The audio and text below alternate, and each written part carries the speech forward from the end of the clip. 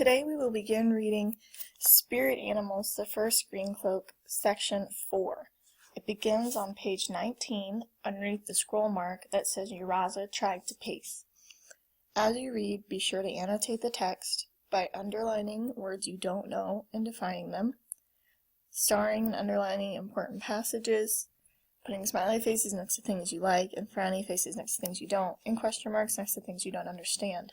Record questions in the margins so you remember to ask them and we can discuss them in class. Uraza tried to pace, nervous energy overcoming her. But there wasn't room even to move the length of her cage, and she had to make do with walking in circles. Her legs quivered impatiently. She should be running through the grasslands, hunting for her next meal. No leopard was meant to be caged, least of all a great beast. It was well after midnight when Uraza turned around to hear the shouts at the edge of her camp. Her eyes adjusted in the dark. A human would only have been able to make out vague shapes, but as Uraza's eyes focused, she took in the whole scene. The Mindani boy she had met just before she was captured was charging across the camp. The conquerors were drawing their swords, but he was moving too fast. Not quite the speed of a leopard, but close. He was charging straight for her, but what was he doing? Humans.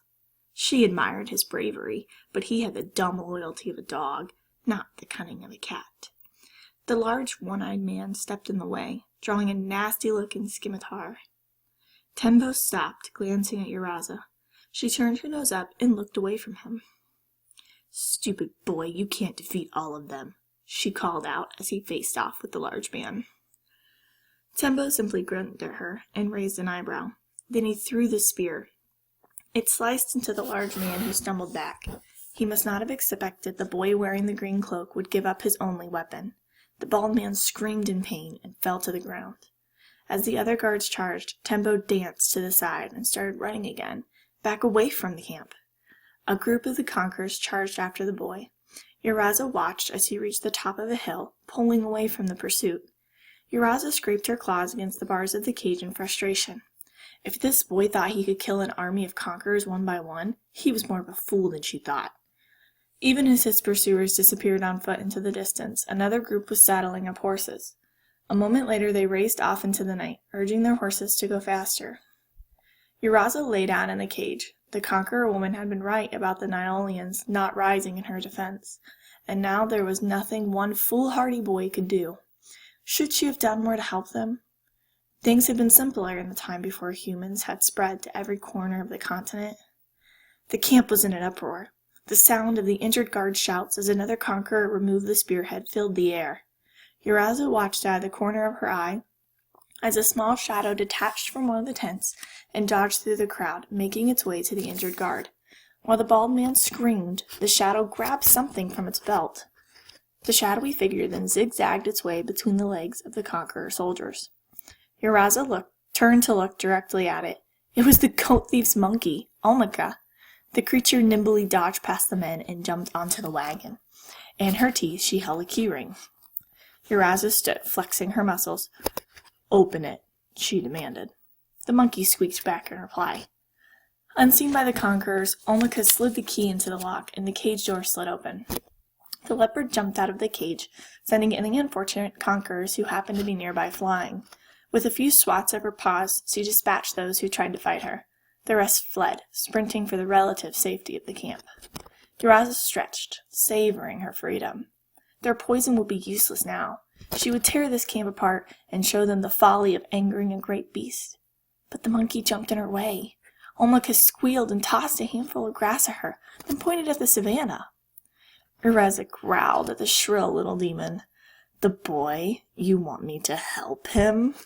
He might outrun the conquerors who had initially chased him, but he would surely be run to the ground by the mountain ones who followed.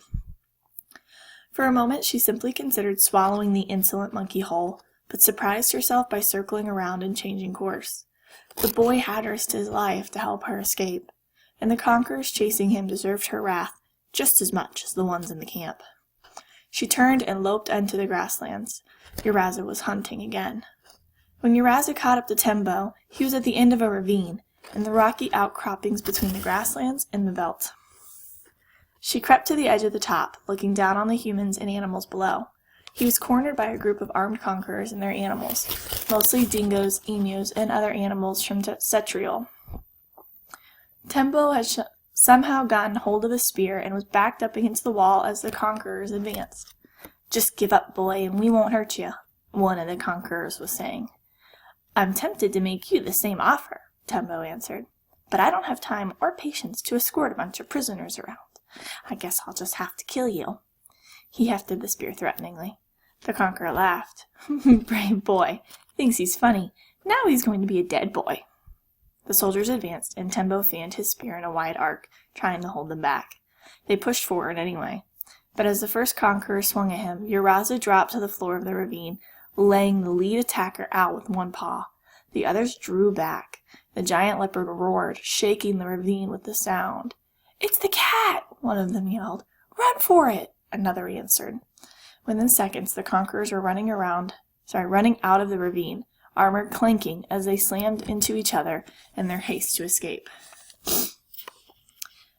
"Thanks for the help," Uraza growled to Tembo in a low voice, then turned to charge after the fleeing enemy.